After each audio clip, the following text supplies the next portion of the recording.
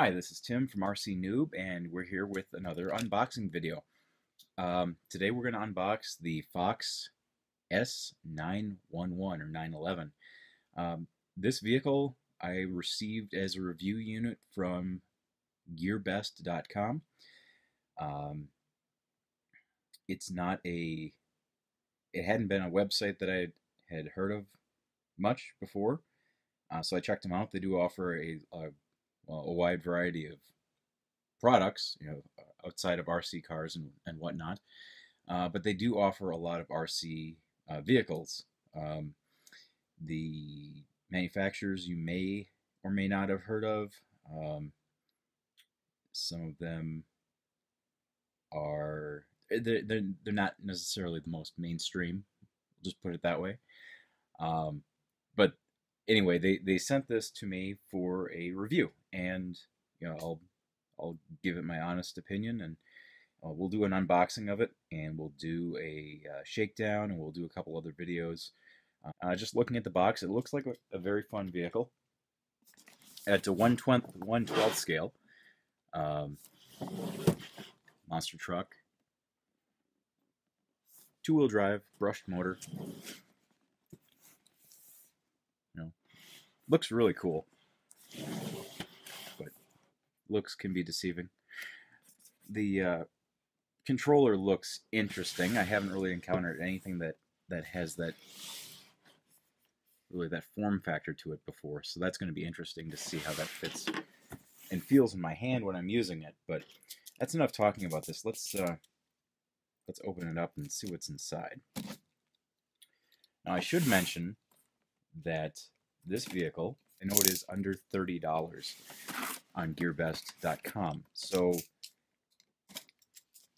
if you're looking for a very inexpensive, there's the manual. If you're looking for a very inexpensive way to add another vehicle to your lineup, or just pick up something to bash around and drive around with, for under 30 bucks for getting a 1/12 scale vehicle, that might not be a bad way to go. So after we take the box off and we get a closer look at it, the wheels, the tires feel real nice.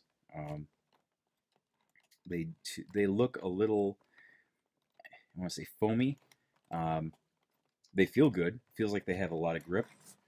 I think this should be an interesting vehicle just as a basher. It's not a performance machine. Springs look a little thin, but they feel stiff. Decent amount of travel on the front suspension. Before I go any further with taking this out of the package, I'm going to go back to the manual for just 1 second, because I didn't go over the box very well before I ripped it open. I've been kind of itching to take a look at this vehicle. So what you get inside is the charger, the vehicle, of course, the transmitter, a Phillips screwdriver, a hex wrench, and steering wheel. Guessing that's for the controller. And a lithium-ion battery pack. It says lithium iron. I'm thinking they mean lithium-ion. Otherwise, just looking through the instruction manual, there really isn't much in terms of in way of instructions. Lists out all the parts. Just kind of a nice overview. So I will say my kids were quite excited to see this when it showed up. There are a number of little zip ties and fasteners, so they've got this very well secure. You're not going to have to worry about it rattling around, or there we go, coming loose during shipment. And it's a very lightweight vehicle for 1/12 scale. A little bit of a catch to the rear suspension and the front suspension. A little bit of a catch. I'm guessing that these are not oil-filled shocks. They're probably friction shocks. But again, for $30, under $30, you have to be willing to let a few things slide. For $30, you have to afford it a little bit of leeway. You know, you're not going to get the moon for this price. But if I can get a vehicle that's just, you know, a fun machine to bash around and drive around, and that's the thing, I have not yet found a vehicle that I have determined or found to be not fun. You know, every RC vehicle I've had some that have been I've enjoyed more than others, that I've called favorites more than others, but I haven't had any that haven't been fun. So for $30, if this gives fun, I'm all in. The chassis and all the components to it, they seem durable.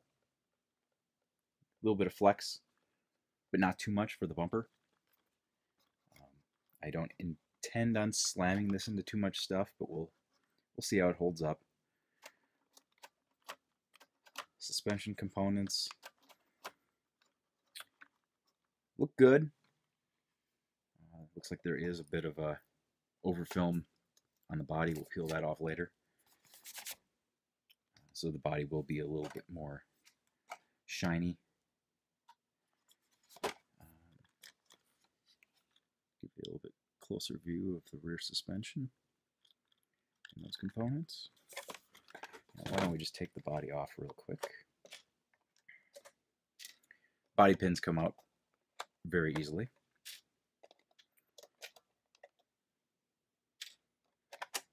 Body pops off incredibly easily. And here is the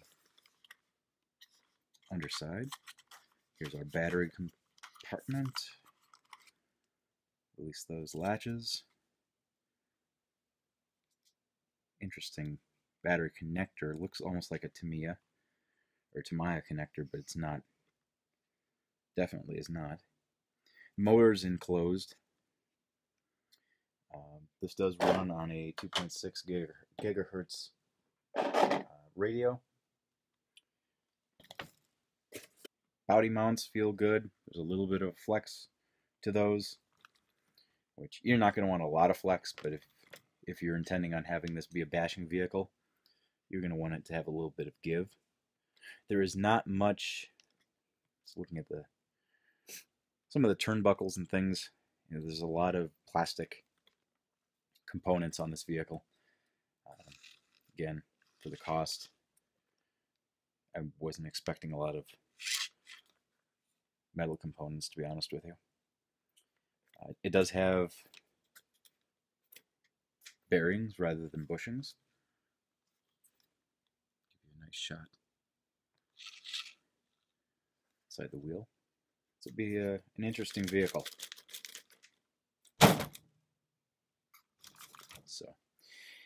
So that's the under the body look.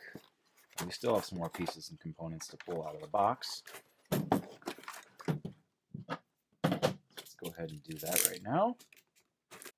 Okay, so I've got the rest of the box opened up. Here's the radio transmitter. And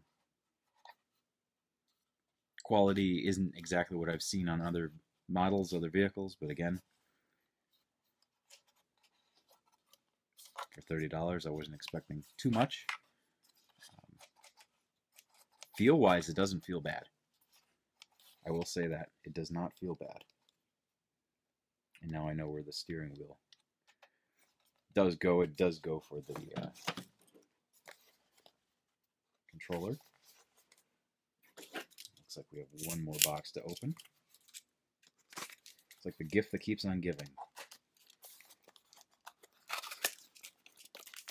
More boxes to open.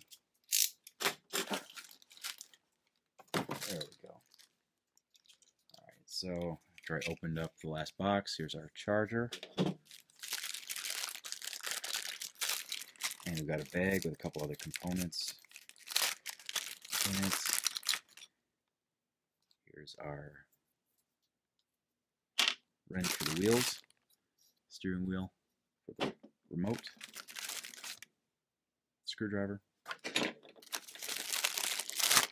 and our battery. Okay, so I've got everything back together, and I've got the battery charging. I will say, if you have an opportunity to get a different charger or to rig up a different charging system, you may want to do that. The charger seems to come apart easily. It does not come with an American plug. It's an add-on plug that doesn't seem to grip or hang on or remain intact. So it pops out a lot, pops out easily. So I've got it kind of jury-rigged right now. But that's charging. Outside of that, my first impressions of this vehicle, it looks interesting. We'll see if those thoughts change after I get it outside for a few runs. But it looks like a fun vehicle. And, I have yet to see or find a vehicle that I've not had a good time driving, or at least had a good amount of fun driving. So that's my unboxing of the Foxx S911. And join us next time when we get out and run this thing and see what it can do.